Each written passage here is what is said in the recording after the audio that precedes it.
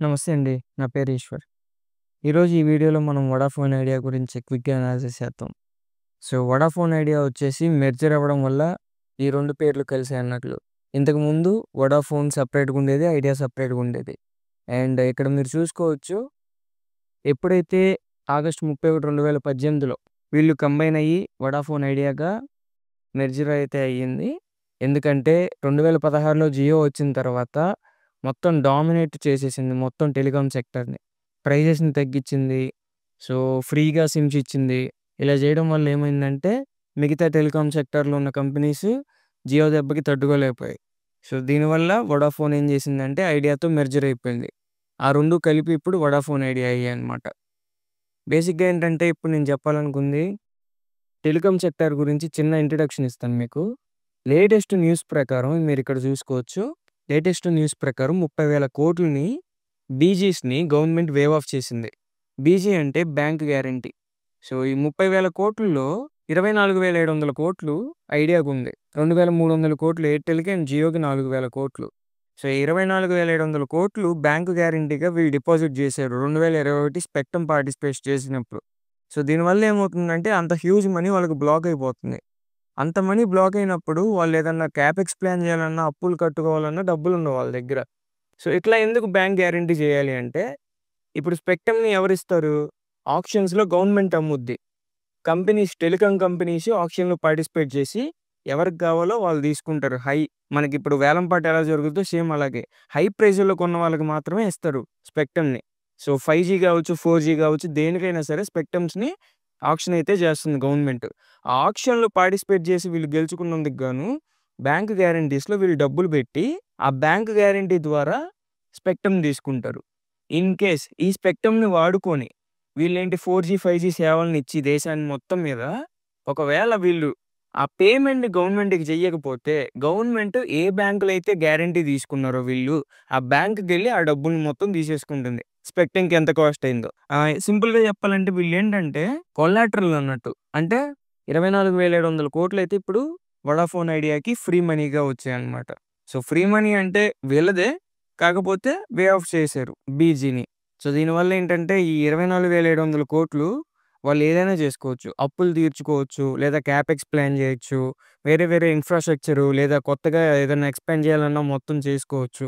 రకరకాలన్నట్టు. వాళ్ళకి ఏ ఐడియాస్ ఉంటాయో అవన్నీ ఈ మనీతో అయితే చేయొచ్చన్నట్లు. సో, బేసిక్‌గా ఇది లేటెస్ట్ ఐడియా అన్నమాట. మనకేంటంటే లాస్ట్ 2, 3 డేస్‌గా ఇదే నడుస్తుంది. దానివల్ల ఐడియా షేర్స్ కూడా చూసుకుంటే 10.90% ఈరోజు కూడా సర్క్యూట్ అయిపోయింది. ఓవరాల్‌గా అది చెప్పాలనుకుంటున్నాను నేను. అండ్ ఒక్కసారి చిన్న ఇంట్రడక్షను. మనకిప్పటిదాకా ఐడియాకైతే 2,00,000 కోట్ల అప్పులైతే ఉన్నాయి. ఎయిర్‌టెల్‌కి 1,25,000 కోట్లు అండ్ జియోకి కూడా 52,740 కోట్ల అప్పుంది. ఆఖరికి చివరన ఉన్నది బీఎస్ఎన్ఎల్. వీళ్ళకి 28,092 కోట్ల అప్పైతే ఉంది. సో, ఈ అప్పులన్నీ ఎందుకుంటాయి? మీరు ఈ మధ్య న్యూస్ వినే ఉంటారు. ఇలాన్ మస్క్ శాటిలైట్ ద్వారా సిగ్నల్స్ ఇవ్వడం ద్వారా ఏంటంటే, అన్ని రూరల్, అర్బన్ ఏరియాస్‌లో అండ్ టెర్రైన్ ఏరియాస్‌లో కూడా సిగ్నల్స్ తెప్పించొచ్చు. సిగ్నల్స్ ద్వారా అందరికీ టెలికాం సేవలు ఇవ్వొచ్చని స్టార్‌లింక్ ఏదైతే ఉందో తన కంపెనీ, దాన్ని ఇండియాకి తీసుకొద్దామంటే, మన ఇండియన్ టెలికాం సెక్టార్‌లో ఉన్న టాప్ ప్లేయర్స్ అంతా ఏం చేశారంటే, ఎలాన్ మస్క్ ఇండియా రావడానికి వీల్లేదని చెప్పారు. బికాజ్ ఇన్ని కోట్ల అప్పు చేశారు వాళ్ళు. అండ్ బ్యాంకుల మీద గ్యారంటీలు ఇచ్చుకున్నారు. అండ్ వేరే వేరే చోట్ల నుంచి అప్పు తెచ్చి ఇంత పెద్ద మొత్తంలో ఇన్‌ఫ్రాస్ట్రక్చరు, టవర్స్ ఇట్లా డైరెక్ట్‌గా, ఇండైరెక్ట్‌గా చాలా మొత్తంలో ఇన్వెస్ట్ చేయడం జరిగింది. సో, ఇప్పుడు సడెన్‌గా ఆయనొచ్చి శాటిలైట్ ద్వారా సిగ్నల్స్ ఇస్తాను నేను ఎక్కడైనా సరే. మీకు టెలికాం పరంగా ఏది కావాలంటే అది సిగ్నల్ ఎంత క్వాలిటీగా కావాలంటే అంత క్వాలిటీ టాప్ స్పీడ్ ఇస్తాను అంటే, వీళ్ళు ఎప్పటినుంచో లాస్ట్ 30, 40 ఇయర్స్‌గా ఉన్నారు ఇండస్ట్రీలో. వీళ్ళకి చాలా అప్పులైతే చేసున్నారు. అండ్ చాలా ఇన్వెస్ట్‌మెంట్స్ అయితే చేసున్నారు. దీనివల్ల వేస్ట్ అయిపోతుంది కాబట్టి వీళ్ళకి ఒక చిన్న డిబేట్ లాంటిది నడిచిందన్నట్లు. ఇలాన్ మస్క్ ఇండియా రావడానికి వీల్లేదని. ఓకే. అదంతా సెకండరీ. బట్ మనం ఇప్పుడైతే కంపెనీ అనాలిసిస్ చూద్దాం. బేసిక్‌గా ఉన్న వాటిల్లో ఐడియాకే ఎక్కువ అప్పులైతే ఉన్నాయి. అండ్ వాళ్ళకి చూసుకోవచ్చు నంబర్ ఆఫ్ కంట్రీస్ 25 కంట్రీస్‌లో వీళ్ళు సేవలు అందిస్తున్నారు. నెక్స్ట్ ప్లేస్‌లో ఎయిర్‌టెల్ అయితే ఉందన్నట్లు. సో, మనకి కస్టమర్ బేస్‌గా చూసుకున్నట్లయితే ఆబ్వియస్‌గా జియోకే ఉంటుంది. ఎందుకంటే మీరు చూసుకోవచ్చు నేను ఇందాక చెప్పినట్లు ఎప్పుడైతే డీమర్జర్ అయిపోయిందో 2017 మార్చి 20న. ఎందుకంటే జియో రావడం వల్ల జియో ఎంట్రీ 2016లో జరిగింది. సో, ఆ తర్వాత నుంచి స్టాక్ ప్రైస్ గూడా 2016, 17 నుంచి ఇక్కడ చూసుకోవచ్చు. స్టాక్ ప్రైసు ఎక్కడ రూ. 69, రూ. 70 ఉండేది. ఇప్పుడు రూ. 3కి గూడా వచ్చిందన్నట్టు స్టాక్ ప్రైస్. డ్రాస్టిక్‌గా పడిపోయింది. Because of Jio entry in telecom sector. So, ఓవరాల్‌గా ఏంటంటే వీళ్ళకైతే చాలా అప్పులున్నాయి. వాటి నుంచి ఎలా బయటపడాలో గూడా వీళ్ళు కొన్ని ప్లాన్స్ అయితే ఉన్నాయి. వీళ్ళ ఫ్యూచర్ ప్లాన్స్. దానికంటే ముందల ఒక చిన్న ఇంట్రడక్షన్ మనకేంటంటే ఇక్కడ టాప్ మేనేజ్మెంట్ సైడ్ ఇప్పుడు ప్రెజెంట్ అయితే సీఈఓగా అక్షయ్ ముంద్రా గారైతే ఉన్నారు. ఇక్కడ మీరు చూసుకోవచ్చు. అండ్ వీళ్ళందరిలో కొంచెం వినే పేరు మీరైతే అమనీష్ ఖోస్లా గారైతే అప్పుడప్పుడు వింటుంటారు. చీఫ్ మార్కెటింగ్ ఆఫీసర్ ఆయన. అండ్ అదర్ టీమ్ మేనేజ్మెంట్ అంతా ఇక్కడ చూసుకోవచ్చు మీరు టాప్. అండ్ వీళ్ళ ఫ్యూచర్ ప్లాన్స్ వచ్చేసి ఇక్కడ చూసుకోవచ్చు. 5G రోల్‌ఔట్స్. ఏంటంటే 5G సర్వీసెస్‌లో గూడా వీళ్ళు 5G సర్వీసెస్ గూడా వీళ్ళు తెచ్చి ఏంటంటే టాప్ స్పీడ్ ఇంటర్నెట్ ఇవ్వాలని, దేశమంతా ఇవ్వాలని వీళ్ళ ప్లానింగ్ అయితే ఉంది. అండ్ డెబ్ట్ రిడక్షన్ అన్నట్లు. సో, వీళ్ళకి ఆల్రెడీ చాలా లక్షల కోట్ల అప్పు ఉంది గాబట్టి వీళ్ళేంటంటే ఆ అప్పులు తగ్గించుకుందామని చూస్తున్నారు. అండ్ కస్టమర్ ఎంగేజ్‌మెంట్ ఇక్కడ చూసుకోవచ్చు. డిజిటల్ సొల్యూషన్స్ ద్వారా కస్టమర్ సర్వీసెస్‌ని ఇంప్రూవ్ చేద్దాం అనుకుంటున్నారు. అండ్ నెట్వర్క్ ఎక్స్‌పాన్షన్ కూడా చూసుకోవచ్చు. నెక్స్ట్ 3, 4 ఇయర్స్‌లో వీళ్ళు 500-550 బిలియన్స్‌ని ఇన్వెస్ట్ చేయబోతున్నారు. ప్లానెడ్ ఫర్ క్యాపెక్స్ అన్నట్లు. Capacity expansions. అండ్ స్ట్రాటజిక్ పార్ట్నర్‌షిప్‌లో వచ్చేసి వేరే వేరే కంపెనీస్‌తో వేరే డిఫరెంట్ టైప్స్ ఆఫ్ సర్వీసెస్‌ని ఇచ్చి వీళ్ళైతే పార్ట్నర్‌షిప్‌తో కొలాబరేట్ అవుదామని కూడా అనుకుంటున్నారు. సో, బేసిక్‌గా అయితే వీళ్ళ ప్లానింగ్ అయితే ఇది. నేను ఆల్రెడీ 25-2030 అయితే అడగడం జరిగింది. ఇక్కడ మీరు చూసుకోవచ్చు. ఒకసారి కంపెనీ అనాలిసిస్ చేద్దాం. ప్రెజెంట్ ప్రైస్ రూ. 8.34 నడుస్తుంది. మార్కెట్ క్యాప్ వచ్చేసి 58,052 కోట్లయితే ఉంది. అండ్ మనమైతే లార్జ్ క్యాప్ అని చెప్పుకోవచ్చు అన్నట్టు. హై వచ్చేసి 19.2 అండ్ లో వచ్చేసి 6.60 ఉంది. Stock PE, ROE and PEG ratio కూడా ఇక్కడ ఉండదు. ఎందుకంటే అప్పుల్లో ఉన్న కంపెనీస్‌కి ఏమి ఉండవు అన్నట్లు. నేను already GMR airports infrastructure limited analysis చేసినప్పుడు కూడా మీకు ఈ పారామీటర్స్ చెప్పాను. కావాలంటే ఒకసారి మీరు మన యూట్యూబ్ ఛానల్‌కెళ్ళి ఆ జీఎంఆర్ ఇన్‌ఫ్రాస్ట్రక్చర్ కూడా చూడండి ఆ వీడియోని. సో, వాళ్ళకి కూడా సేమ్ కైండ్ ఆఫ్ ఉంటదన్నట్లు. ఎందుకంటే వాళ్ళకి కూడా లక్షల కోట్ల అప్పయితే ఉంది. ఐ మీన్ లక్షల కోట్లు కాదు. నియర్లీ 30 32,000-35,000 క్రోర్స్ ఆఫ్ డెప్త్ అయితే ఉందన్నట్టు. అండ్ ఇక్కడ చూసుకోవచ్చు డివిడెండ్స్ అయితే ఏమి ఇవ్వలేదు. ఇండస్ట్రీ పీ 54 ఉంది. ఆర్ఓసీఈ -3.61 ఉంది. సో, స్ప్లిట్స్, బోనస్‌లు ఏం జరగలేదు కంపెనీలో. బుక్ వాల్యూ -13.7 ఉంది. ఓవరాల్‌గా కంపెనీ ఫండమెంటల్స్ పరంగా చూసుకుంటే ఇక్కడ ఫైనాన్షియల్స్‌లో అంతా నెగెటివ్‌లోనే ఉంది. బికాస్ ఆఫ్ ది హ్యూజ్ డెప్ట్ అన్నట్లు. పీఈ రేషియో చూసుకోవచ్చు. ఇక్కడ మనకి అసలు చార్ట్ ఏం పనిచేయదు అన్నట్లు. మనకి ఈపీఎస్ కనిపిస్తుంది. అయి కూడా నెగెటివ్స్‌లో ఉన్నాయి. బట్ ప్రైస్ టు ఎర్నింగ్స్ అస్సలు లేదు. ఎందుకంటే ఎర్నింగ్స్ ఏం లేదు కాబట్టి. ప్రోస్‌లో ఒక్కటి కూడా లేదు. బట్ కాన్స్‌లో చాలా ఉన్నాయి ఇక్కడ. అండ్ అదర్ పీర్ కంపారిజన్‌లో అదర్ ప్లేయర్స్‌ని మీరు ఇక్కడ చూసుకోవచ్చు. క్వార్టర్లీ రిజల్ట్స్ చూద్దాం. లాస్ట్ క్వార్టర్‌తో పోలిస్తే వీళ్ళ సేల్స్ అయితే కొంచెం ఇంప్రూవ్ అయితే జరిగింది. అండ్ ఓపీఎం అయితే 40% నుంచి 42 అయితే వచ్చింది. బట్ అదే విధంగా నెట్ ప్రాఫిట్ చూస్తే -6,400 కోట్ల నుంచి -7,200 కోట్లు నియర్‌గా అయితే పెరిగిందన్నట్లు. ఎందుకు వీళ్ళకి ఇంతింత లాసులొస్తున్నాయి అంటే, యాస్ ఐ సెడ్ ముందే మనం అనుకున్నట్లు వేరే అదర్ కాంపిటీషన్ ప్రకారం ప్రైజుల పరంగా అండ్ వాళ్ళ క్యాపెక్స్ పరంగా ఇట్లా ఓవరాల్‌గా చాలా రకాలుగా చూసుకుంటే ఏంటంటే, ఎప్పుడు లాసుల్లోనే ఉన్నారు. ఇక లాస్ట్ 10 ఇయర్స్‌గా చూసుకోవచ్చు. 22,000 నియర్లీ 400 కోట్లండి. సో, 22,400 కోట్లుండేది. ఇప్పుడు 42,652 కోట్లయితే అయ్యింది. Net profit 1000 కోట్లుండేది. ఇప్పుడు -31,000 అయితే ఉంది. మీరు ఎప్పటి నుంచి లాస్‌లొచ్చిందో ఇక్కడ చూడొచ్చు. 2016లో ఎప్పుడైతే జియో ఎంట్రీ ఇచ్చిందో అప్పుడు దాకా ప్రాఫిట్‌లోనే ఉన్నారు. ఆ తర్వాత నుంచి కంటిన్యూస్‌గా వాళ్ళు లాసెస్‌ని బుక్ చేస్తూనే ఉన్నారు. ఐ మీన్ లాసెస్‌ని పోస్ట్ చేస్తూ ఉన్నారు. స్టాక్ ప్రైస్ CAGR మనకి ప్రాఫిట్‌లయితే ఏమి ఇవ్వలేదు కంపెనీ సైడ్ నుంచి. అండ్ బ్యాలెన్స్ షీట్ చూసుకోవచ్చు. ఇక్కడ బోరోయింగ్స్ చూడండి. 2016 దాకా కొంచెం కొంచెమే ఉన్నాయి. ఆ తర్వాత నుంచి హ్యూజ్‌గా పెరిగిపోయాయి వీళ్ళ బోరోయింగ్స్ కూడా. ఎందుకంటే కంపెనీని రన్ చేయాలి కాబట్టి. అండ్ కరెంట్ అసెట్స్ వచ్చేసి ఇప్పుడు చూడండి నియర్లీ 2,00,000 కోట్లయితే ఉంది. ఇక్కడ చూసుకోవచ్చు వీళ్ళకి క్యాష్ ఫ్లో మైనస్‌లో ఉంటుంది ఎప్పుడు. అది కూడా మీరు చూడొచ్చు 2016 నుంచి మాత్రమే. ఎందుకంటే ఉన్న అప్పులన్నీ తీర్చుకోవడం కోసం ఇక్కడ చూడొచ్చు మీరు ప్రొసీడ్స్ ఫర్ బోరోయింగ్స్ అని, రీపేమెంట్స్ ఫర్ బోరోయింగ్స్ అని అయితే ఉంది కదా! సో, వచ్చిన మనీ అంతా బోరోయింగ్స్ ఏదైతే అప్పులు తీసుకున్నారో వాటిని కట్టడానికైతే సరిపోతుంది. అండ్ షేర్ హోల్డింగ్ ప్యాటర్న్ చూద్దాం. 72.05 ఉండేది లాస్ట్ 3, 4 ఇయర్స్‌గా. ఇప్పుడు 37.32. సో, ఎఫ్ఐఎస్ స్టేక్ కూడా కంటిన్యూస్‌గా అయితే గ్రో అవుతూ వచ్చింది. లాస్ట్ క్వార్టర్‌తో పోల్చుకున్న కొంచెం పెంచుకున్నారన్నట్లు. అండ్ డిఐఎస్ చూసుకోవచ్చు. డిఐఎస్ కూడా ఏంటంటే కొంచెం ఈ క్వార్టర్ అయితే తగ్గించుకోవడం జరిగింది. కాకపోతే ఇక్కడ గవర్నమెంట్ పరంగా చూడొచ్చు. గవర్నమెంట్ వచ్చేసి 23.18%ని హోల్డ్ చేస్తున్నారాళ్ళు. And number of shareholders 20,00,000 ఉండేవాళ్ళు ఇప్పుడు 50,00,000కి అయితే వచ్చేసారు 3, 4 ఇయర్స్‌కి. ఎందుకంటే పెన్నీ స్టాక్ కాబట్టి. మనకి ప్రైస్ అనేది చాలా తక్కువ ఉంది కాబట్టి ఎక్కువ మంది ఇంట్రెస్ట్ చూపిస్తారు. అండ్ వీళ్ళ సప్లయర్స్ చూడొచ్చు. ఇండస్ టవర్స్, తేజస్ నెట్వర్క్స్ ఇవి మిగతావి మనకంత ఐడియా ఉండదనమాట. Because of small caps and mid caps అన్నట్లు. మ్యూచువల్ ఫండ్స్ వచ్చేసి ఇక్కడ చూసుకోవచ్చు. అక్టోబర్‌లో అయితే 19,79,00,000 షేర్లను అయితే కొనడం జరిగింది. ఇక్కడ మీరు చూసుకోవచ్చు. అక్టోబర్ మంత్‌లో ఓవరాల్‌గా ఇది అక్టోబర్ 2024 అన్నట్లు. సో, ఓవరాల్‌గా చూసుకుంటే లాస్ట్ మంత్ అయితే హ్యూజ్‌గా కొన్నారు వాళ్ళు. ఎందుకంటే స్టాక్ ప్రైస్ కూడా బాగా కిందకొచ్చింది కాబట్టి. ఆల్రెడీ 87 కంపెనీలు హోల్డ్ చేస్తూ వస్తున్నాయి. బట్ సాడ్ థింగ్ ఏంటంటే లాస్ట్ 6 మంత్స్‌గా కంటిన్యూస్‌గా మ్యూచువల్ ఫండ్స్ కంప్లీట్ ఎగ్జిట్ అవుతూ వచ్చారన్నట్టు. సో, ఓవరాల్‌గా చూసుకుంటే మనం లాస్ట్ మంత్ ఒక్కటి వీళ్ళైతే హ్యూజ్‌గా కొన్నారు. అండ్ కరెంట్ ఎంప్లాయీస్ వచ్చేసి 9,670 మంది ఎంప్లాయీస్ అయితే ఉన్నారు ప్రెజెంట్ కంపెనీలో ఓవరాల్‌గా. అండ్ ఒకసారి స్టాక్ ప్రైస్ మనం ఇప్పుడు టెక్నికల్ అనాలిసిస్ చేద్దాం ఒకసారి. ఇక్కడ చూసుకోవచ్చు ఇది మంత్లీ చార్ట్.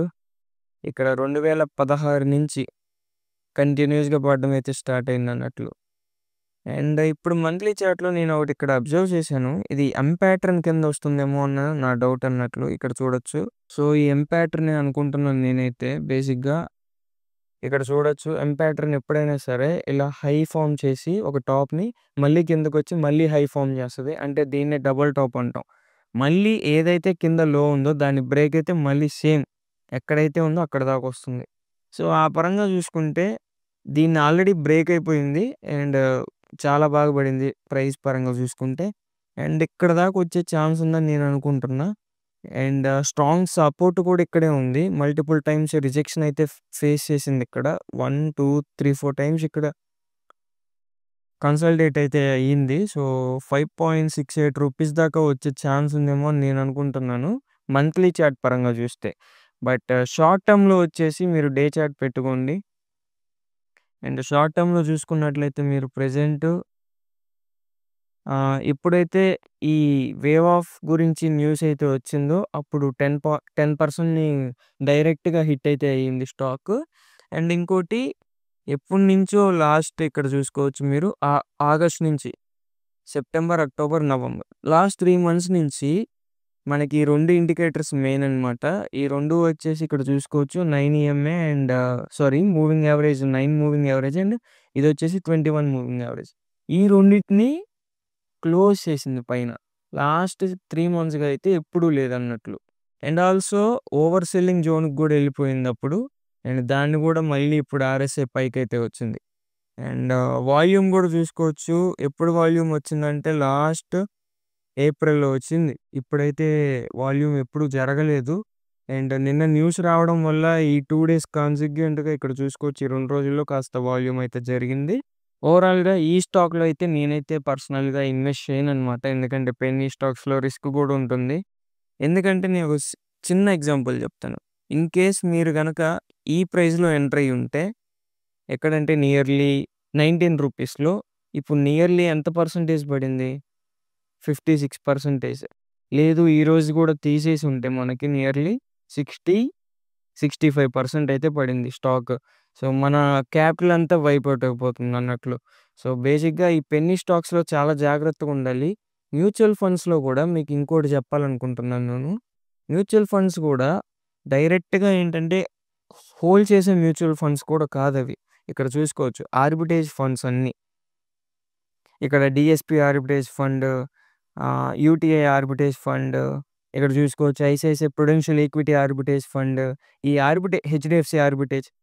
ఇట్లా ఈ ఆర్బిటేజ్ ఫండ్స్ ఏంటంటే 2 మనకి బీఎస్సీ అండ్ ఎన్ఎస్సీ ఉంటాయి కదా! ఇక్కడ ఎన్ఎస్సీలో అండ్ బీఎస్సీలో సేమ్ ప్రైస్ అయితే ఎప్పుడు రన్ అవ్వదు.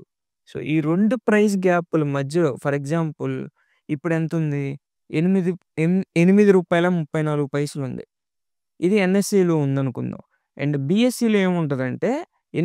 8.35, రూ.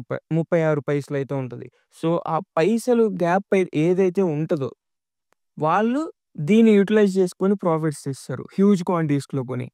ఫర్ ఎగ్జాంపుల్ ఎన్ఎస్‌సిలో రూ. 8.34కి ఒక 1,00,00,000 షేర్లు కొని 8.36కి 2 పైసల లాభానికి 1,00,00,000 షేర్లని బీఎస్సీలో అమ్మేస్తారు. సో, ఈ విధంగా ట్రేడ్ చేస్తారన్నట్లు ఆర్బిట్రేజ్ ఫండ్స్. దాని ద్వారా వీళ్ళకి ప్రాఫిట్స్ వస్తాయి. సో, ఆ గ్యాప్ ఏదైతే ఉందో దాన్ని హ్యూజ్‌గా యుటిలైజ్ చేసుకుంటారు. హ్యూజ్ క్వాంటిటీస్‌లో. దానివల్ల వాళ్ళకి ప్రాఫిట్స్ వస్తాయి మ్యూచువల్ ఫండ్స్‌కి.